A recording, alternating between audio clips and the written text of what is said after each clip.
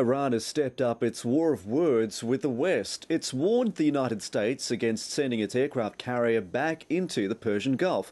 Washington says it's a sign that sanctions against Iran are now starting to hurt. North America correspondent Craig McMurtry reports. A cruise missile test. A final show of force after days of Iranian military exercises. Tehran says it can destroy warships and close the Persian Gulf. On state television, the country's army chief tells reporters Iran's ready for any threat. He warns the US not to send an aircraft carrier back into the Gulf. USS John C. Stennis moved out of the region last week.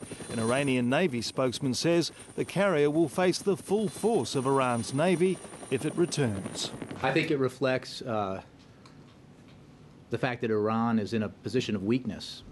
Brushing off the threats, the Obama administration believes Tehran's feeling the pressure of tightening international sanctions in a showdown over its nuclear program. Iran is isolated and is seeking to divert attention from its behavior and domestic problems. In Tehran, the foreign ministry played down the impact of sanctions even as Iran's exchange rate fell and oil prices climbed.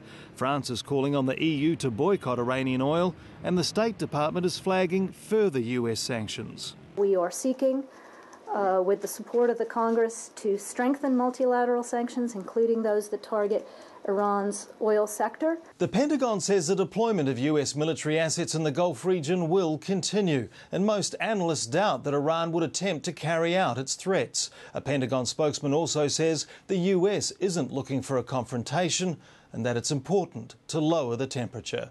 Craig McMurtry, ABC News, Washington.